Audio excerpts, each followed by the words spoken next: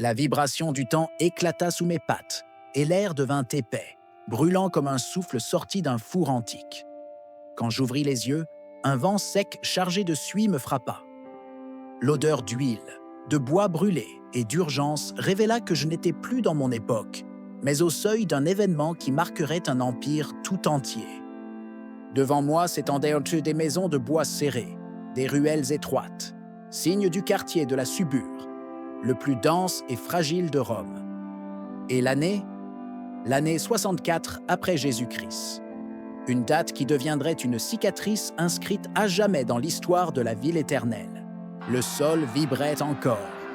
Au loin, un éclat orange vacillait comme un soleil apparu au mauvais endroit. Des gens couraient, criaient des noms, cherchaient des proches. Des enfants pleuraient. La tension montait comme une vague prête à engloutir tout un monde. Depuis une caisse renversée, j'aperçus des flammes près du Circus Maximus. Elles progressaient trop vite pour un incendie ordinaire. Des soldats murmuraient que tout avait commencé près des entrepôts d'huile et de bois. Accident ou intention? Personne n'osait l'affirmer. Rome ne brûlait pas seulement. Elle se redessinait dans le feu. Et moi? J'étais un simple témoin emprisonné dans la nuit la plus décisive que cette cité ait jamais connue. Le feu avançait comme une créature affamée. Les toits en bois s'embrasaient instantanément.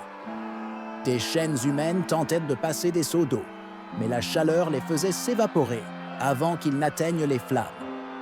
Le vent poussait l'incendie au cœur des rues les plus pauvres. Des légionnaires hurlaient que tout était perdu. Les flammes dévalèrent la vallée entre le Palatin et l'Aventin. Rome avait été bâtie pour émerveiller, mais aussi, sans le vouloir, pour s'enflammer. Chaque toit relié devenait un pont pour le feu.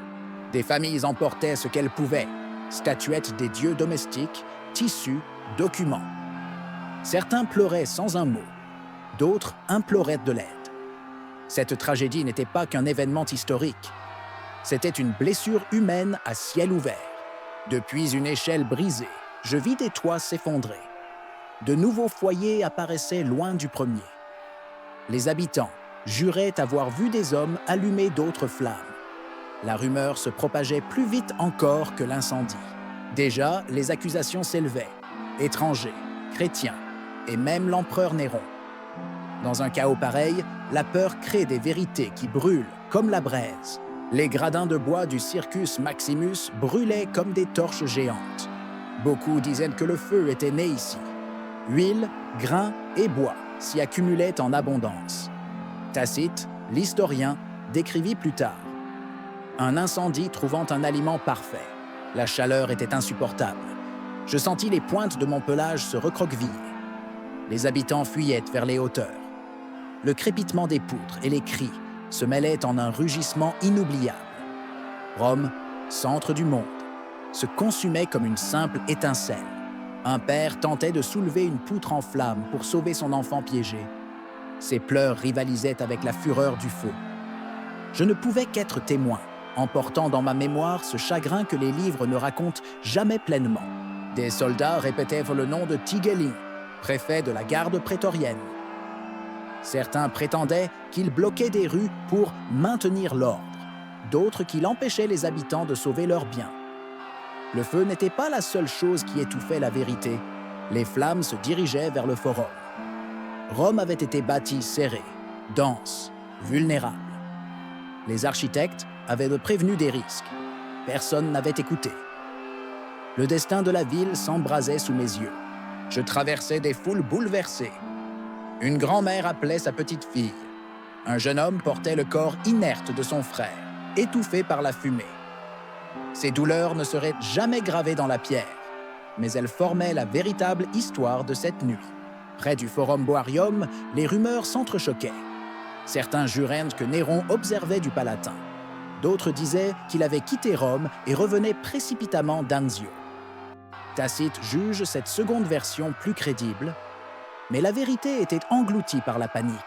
On parlait de torches allumées par des inconnus, de pillages, de complots. La suspicion devenait un incendie invisible, politique, social, religieux. Rome brûlait sur tous les plans. Je compris que chaque témoin raconterait une histoire différente. Le feu consumait les certitudes comme les maisons. Rome brûlait dehors, mais aussi dans les esprits. Des flocons de cendres tombaient, comme une neige sombre. Le ciel devenait presque noir. Respirer revenait à avaler de la mémoire brûlée. Et moi, je continuais d'avancer dans cette nuit sans fin. En montant vers le Palatin, je vis des soldats débordés essayer de contenir les foules. Certains affirmaient que Néron avait ouvert ses jardins aux sinistrés. D'autres le disaient caché, paralysé par la peur. La vérité se déformait au rythme des flammes. Tacite écrit que Néron offrit effectivement abri et nourriture.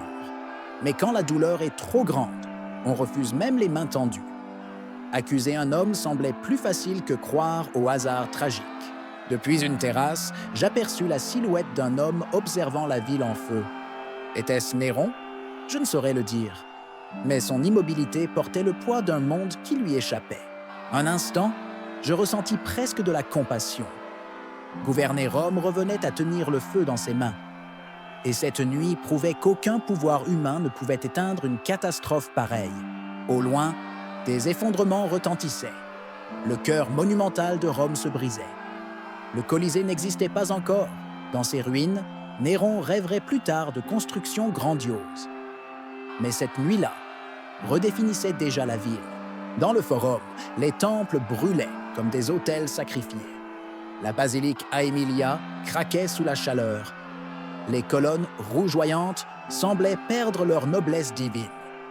La ville s'effondrait dans un crépitement funèbre. Rome comptait 14 districts. 3 furent totalement détruits, 7 gravement touchés. Je marchais au milieu de ruines encore fumantes, témoin silencieux d'une cité forcée à renaître dans la douleur. Des hommes humectaient des tissus pour protéger leurs têtes et secourir les piégés. D'autres emportaient leur lard et pénates, esprits domestiques, protecteurs. La foi restait un refuge même au cœur des flammes. La fumée avalait la lune. Pourtant, des inconnus cédaient, partageaient eau, cordes et espoir. Le feu détruisait la pierre, pas la solidarité humaine. J'entendais parler de reconstruction. Songer à demain alors que le présent brûlait semblait fou. Mais certains voyaient déjà dans ces ruines une occasion.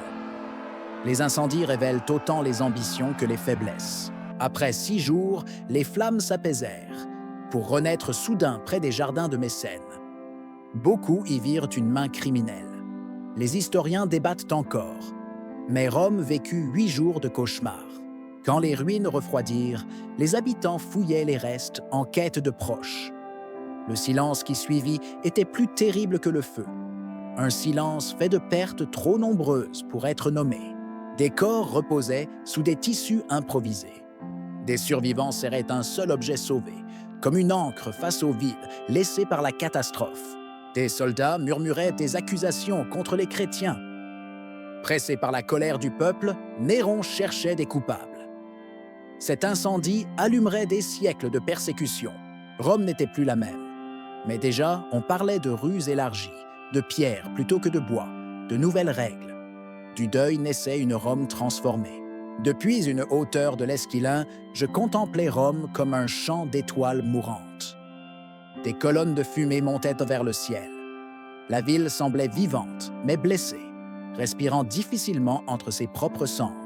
Les Romains croyaient que chaque foyer abritait un esprit protecteur. Cette nuit, j'avais l'impression que des milliers de ces esprits dérivaient dans le vent, cherchant un lieu où se poser.